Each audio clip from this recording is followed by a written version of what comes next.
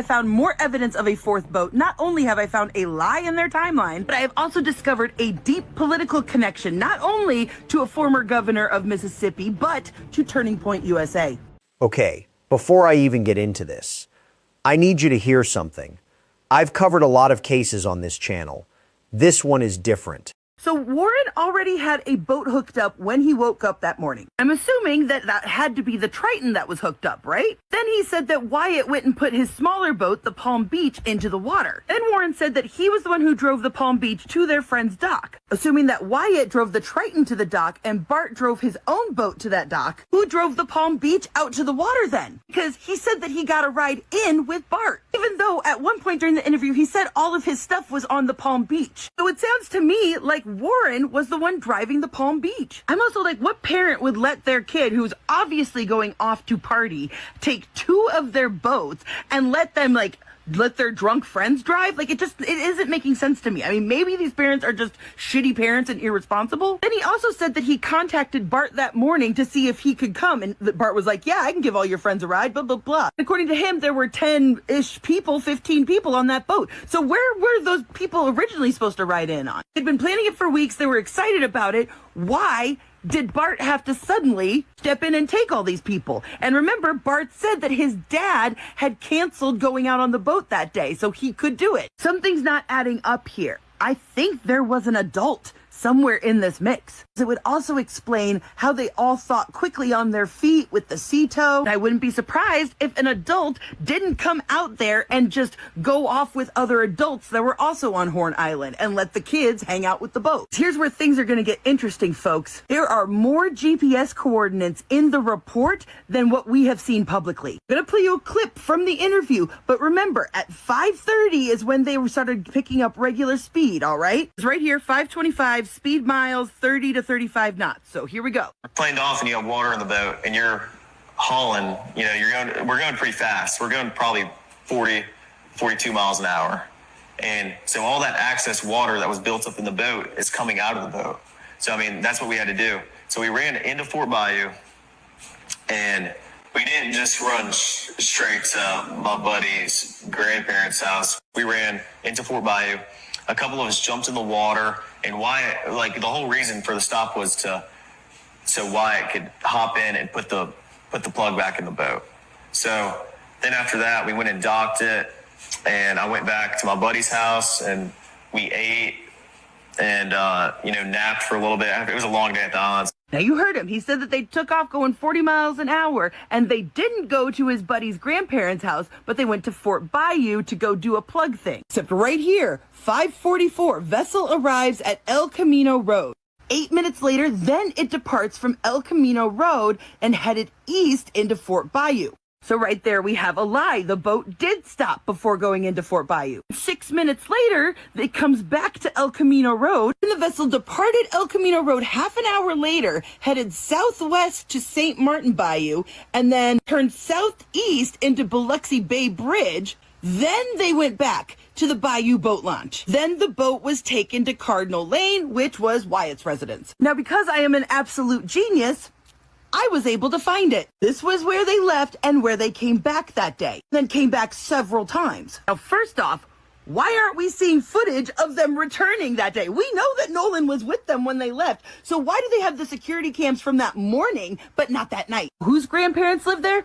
Jax Patalo, whose family owns a pharmacy. It goes back deeper than that because George Patalo Sr., which is Jax's great-grandfather who is deceased, as it turns out, his great-grandfather was appointed and served on the staff of Mississippi Governor Cliff Finch. As you can see, I've confirmed Jax's relation to him. And as it turns out, Cliff Finch, well, he was in the Mississippi House of Representatives from 1960 to 1964 and supported racial segregation and backed the racist governor, to preserve segregation in the state. The federal grand jury conducted a 3-year-long investigation into his administration and several state agencies, and they were all accused of corruption and mismanagement. Finch was never found guilty himself, but some of his aides and appointees were indicted. And those sort of political connections seem to trickle down through the generations, so now we know why the governor got involved. And I started looking into the lawyer that's handling the defamation case from the Bart family. So from 2015 to 2018, he was state director of Americans for Prosperity. Then in 2018 to 2020, he was vice president of Stand Together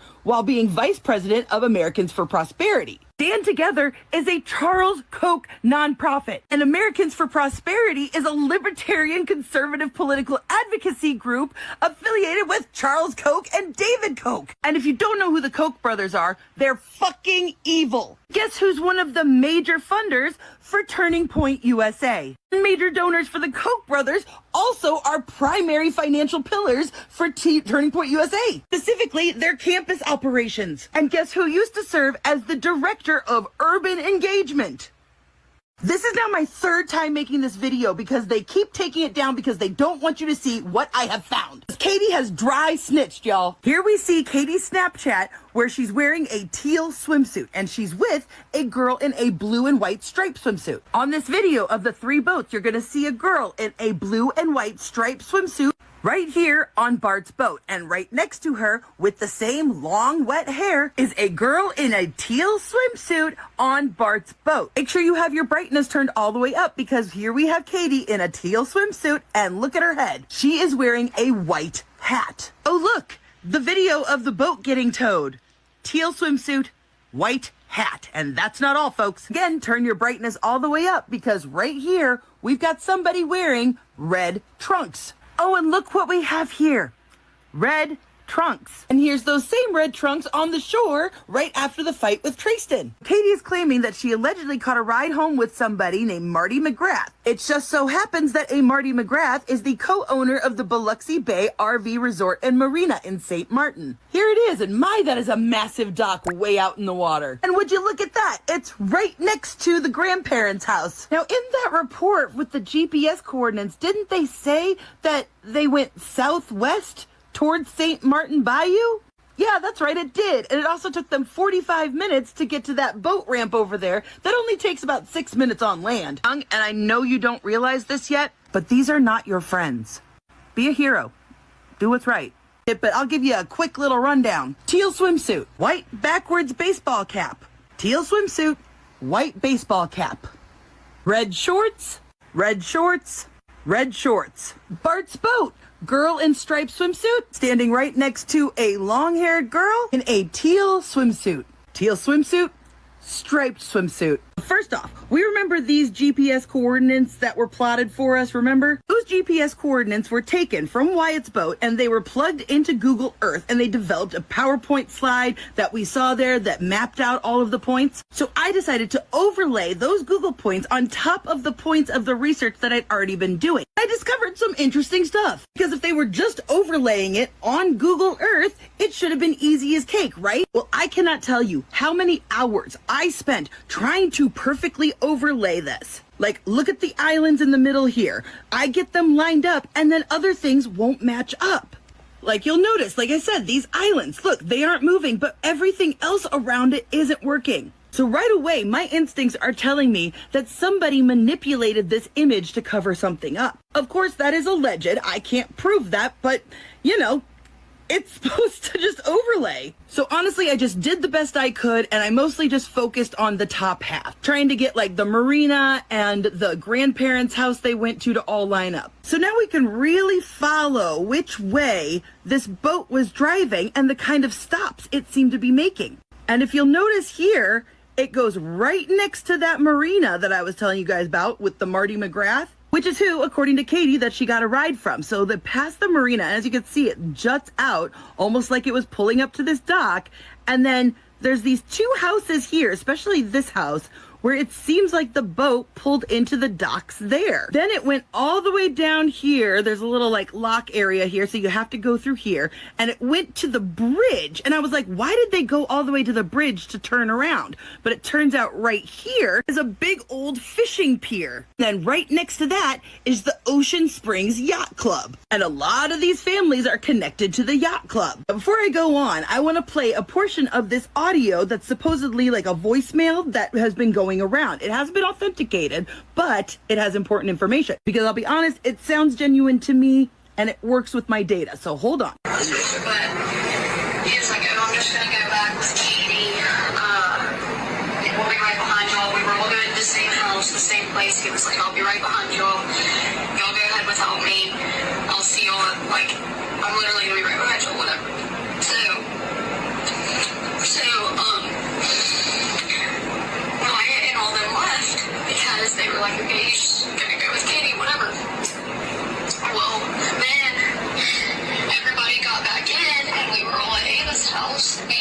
So first off, all of us were gonna go to the same place. I'm gonna go in with Katie, meaning Katie was supposed to be at that party with them. Or at least whoever Katie was with was supposed to be at that party, right? But that's not the important part. The important part is the name of the person who was throwing the party was Ava. Now, I found Ava. I'm not gonna put her name out there, but simple Google searches will find this information. And I was able to basically just Google her name and find her address. And so the party was actually right in this yellow area. Again, I'm not gonna be like pointing out people's houses, but I found it. After they leave this pier that's right next to the yacht club, they go all the way back and then they hook around and they go right next to where the party is. And then that's when they finally go and take the boat out of the water. Now, it seems to me like they were dropping people off, like, because look how it goes in a little bit, almost like it was pulling into this pier at the marina, like I suspected. And they were just making the rounds, dropping people off before the party. Now, her family and Wyatt's family, Warren's family, they're all connected. They're also part of the yacht club stuff. All of these rich families are super close, super connected. They're taking each other's kids on vacations, etc. Well, like just in May, there was a joint birthday party. In the background of this birthday party from the beginning of May,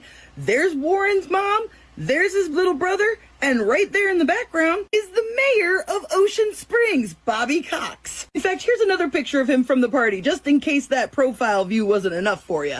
Oh, and he was tagged in the picture. Oh, and remember Lieutenant Carone, the first person on the report that we see when Nolan's mom called him missing? Well, as it turns out, someone that he's related to, I can't pinpoint exactly how the relation is, but their maiden name is the same as his last name. Yeah, turns out they have the same last name as who? The girl whose party it was. And I have confirmed that that woman is mutual friends of the mother of the girl who threw the party. And I'm gonna go ahead and just wild guess theory, this is alleged, but I'm gonna go ahead and guess that the reason they waited so long to tell the mom was they were waiting to make sure that he was on shift. And this is why I'm thinking more and more that they brought Nolan back to the house.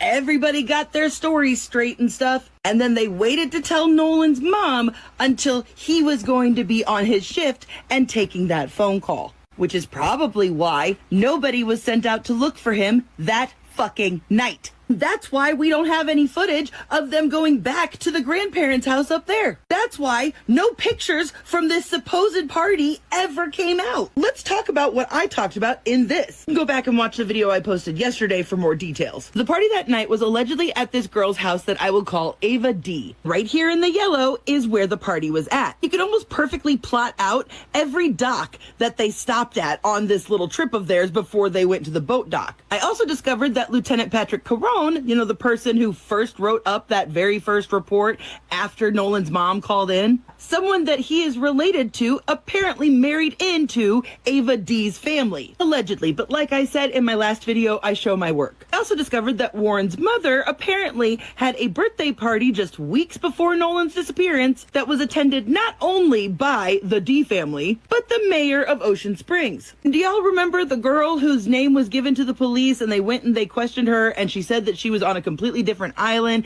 and hadn't seen Nolan in a year? Well, I found a picture of her from last 4th of July. I'm not going to tell you which one of these girls is her, but I bring up this picture from last 4th of July because does anybody recognize something here? Well, I don't know about you guys, but that looks like the same swimsuit to me and the same hair color. Not necessarily the same person. I'm not saying that two people can't own the same swimsuit, but that's a bit coincidental for me. She also appears to be wearing the same tiny gold necklace. What this means, I don't know, but I think Crump's team needs to find her.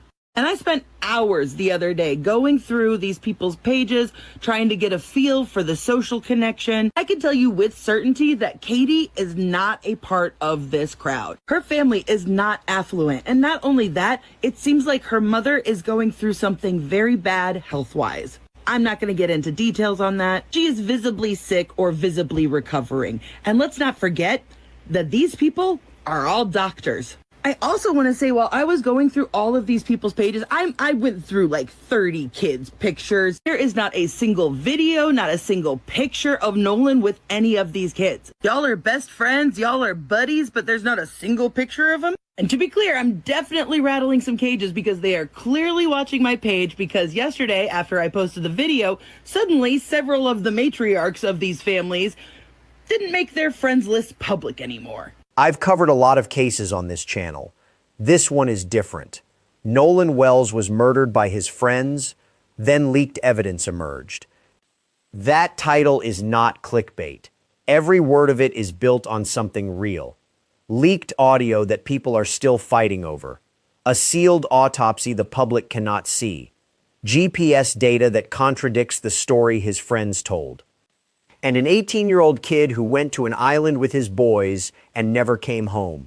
This case has layers, and every single layer makes it worse. So if you're here, stay here. Settle in, lock in.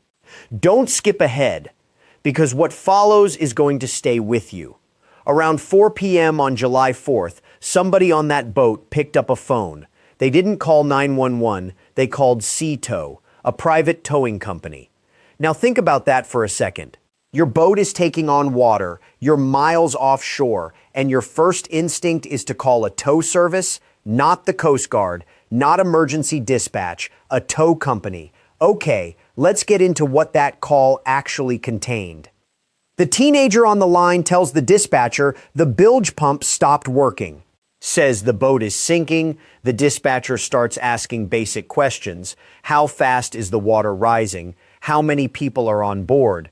The caller can't seem to give a straight answer. Then the dispatcher asks about ages. The caller says there are no children on board. Also says nobody is over 21. That answer confuses the dispatcher. But here's where the call takes a turn.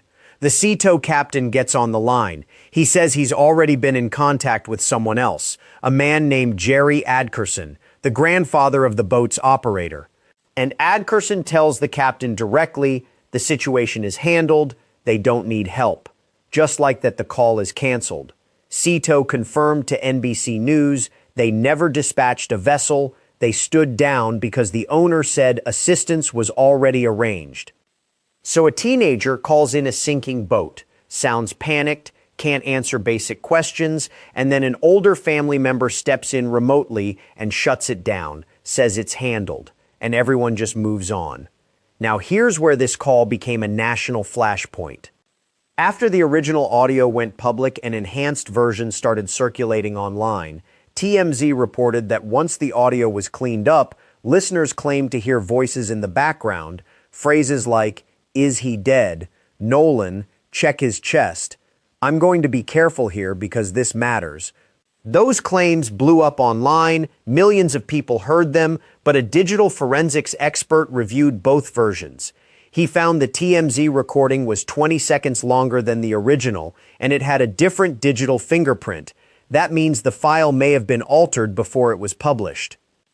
On the other side, a former FBI agent reviewed the audio independently. He told Fox News he did not believe the recording pointed to signs of foul play.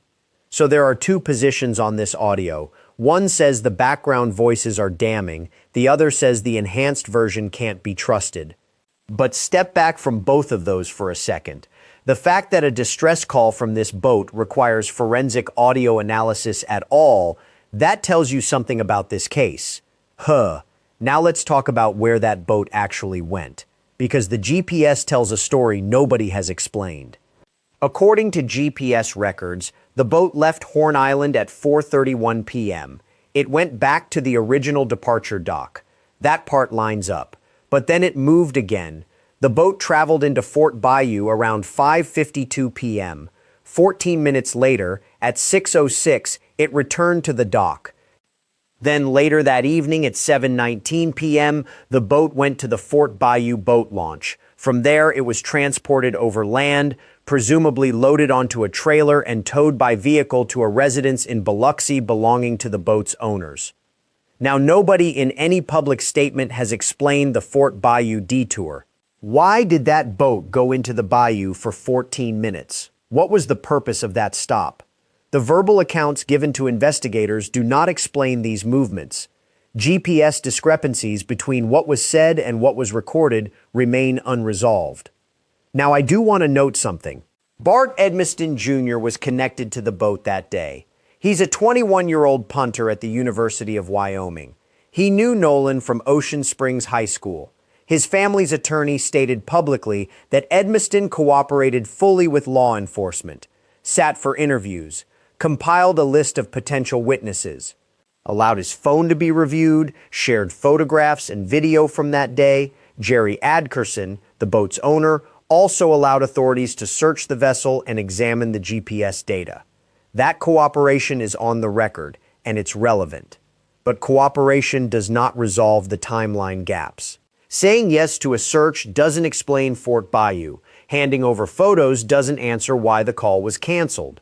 The boat made it back to shore. Nolan didn't. And 2 days later, a National Park Service agent found something on the northwest shoreline of Horn Island. And the only way they could identify what they found was through dental records.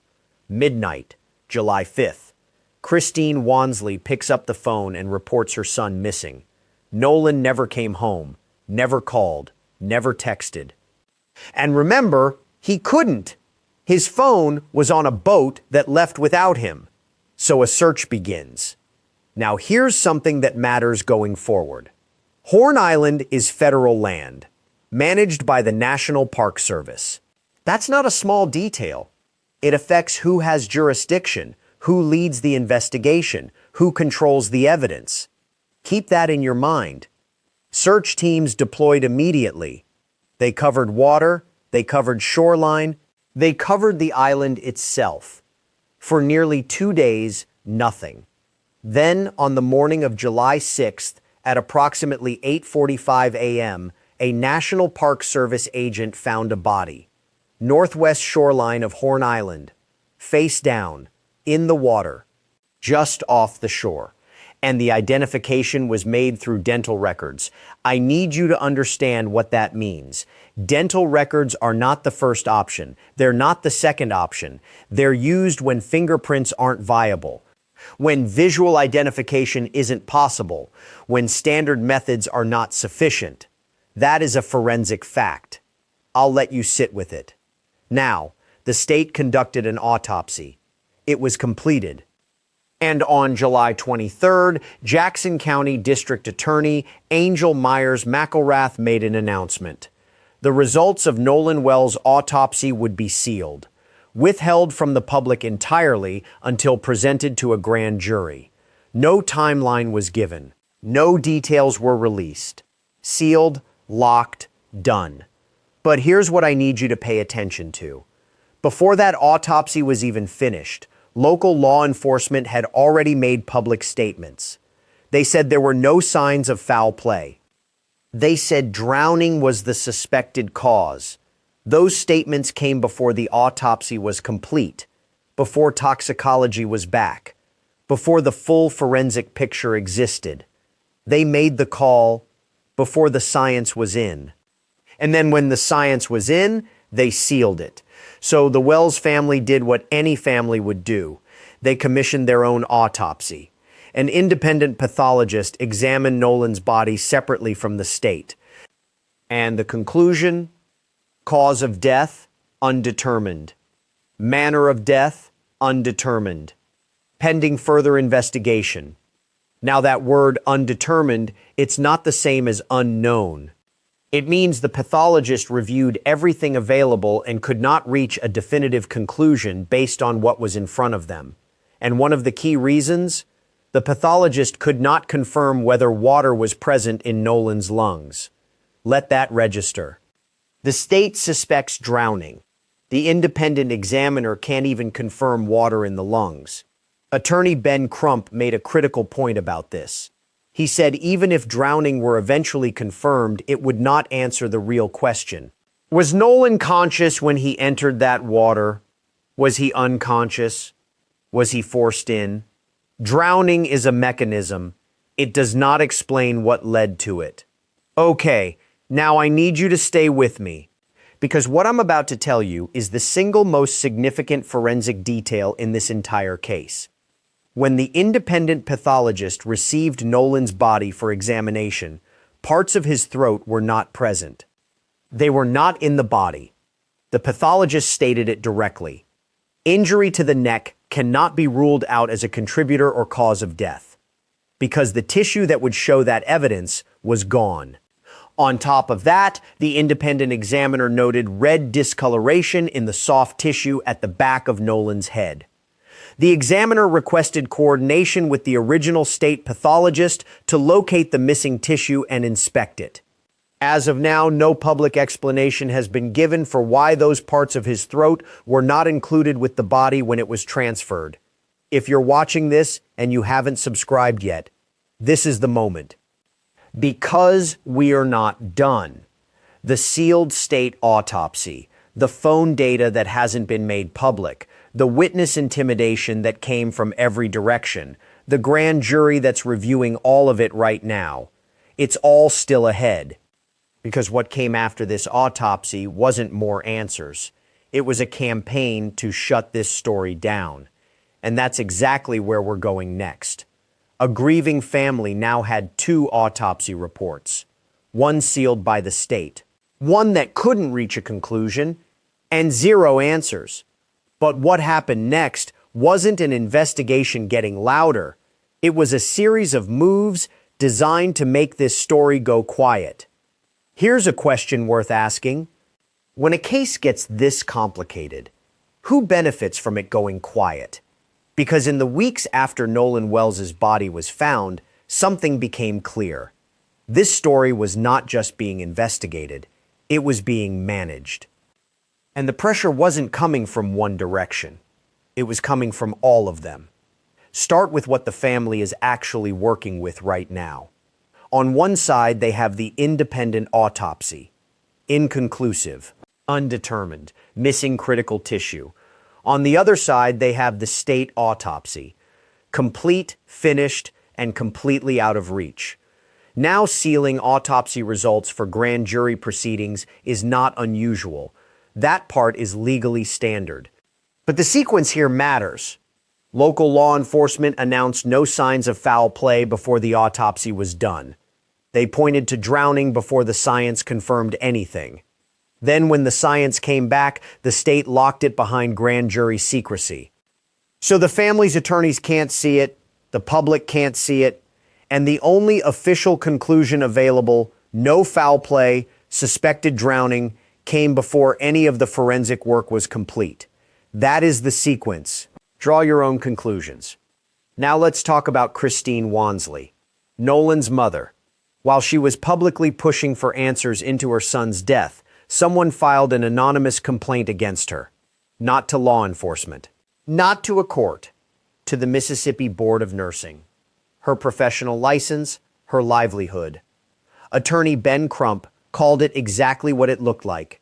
A warning shot, an act of intimidation against a grieving mother. At the same time, Christine's workplace started receiving coordinated 1-star reviews. Not random, coordinated. The nursing board investigated the complaint. They closed it. No discipline, no findings against her. But that's almost beside the point, because the complaint wasn't designed to succeed. It was designed to distract, to put a mother on defense while she was fighting for her son. And Christine wasn't the only target. 3 people across 3 separate states have now been criminally charged in connection with threats surrounding this case. 3. An Ohio woman allegedly placed bomb threats targeting the George County Chancery Clerk's office and the Jackson County Sheriff's office. She allegedly called the clerk's office 21 times. 21 calls to a government office. That is not internet noise. That is criminal conduct. A man from California was charged for allegedly sending a threatening message to a Jackson County judge. A judge with documented ties to the Wells investigation. A third person allegedly threatened 2 members of the Edmiston family. One of those family members is an active witness in this investigation, threatening a witness in an ongoing case. That is a serious federal concern. Now, on the Edmiston side of this, Bart Edmiston Jr. and his family have pursued defamation claims against social media creators who publicly named him in connection with Nolan's death. The family states he received a credible death threat. They say they were doxxed. their personal information spread online. No charges have been filed against Edmiston. His documented cooperation with law enforcement is on record. His family's decision to pursue legal action is their right. But here is what that legal action does as a practical matter. Content creators and journalists covering this case publicly are now facing defamation pressure. When that kind of legal weight lands on people covering a story, some of them stop covering it. That is a documented effect of defamation litigation on public information flow. State it for what it is. Now let's come back to the phone. We established in Chapter 1 that Nolan's phone was found with a friend on the boat. Not on his body, not on the island, with a friend. That phone is physical evidence in an active investigation. It contains call logs, messages, location data, timestamps.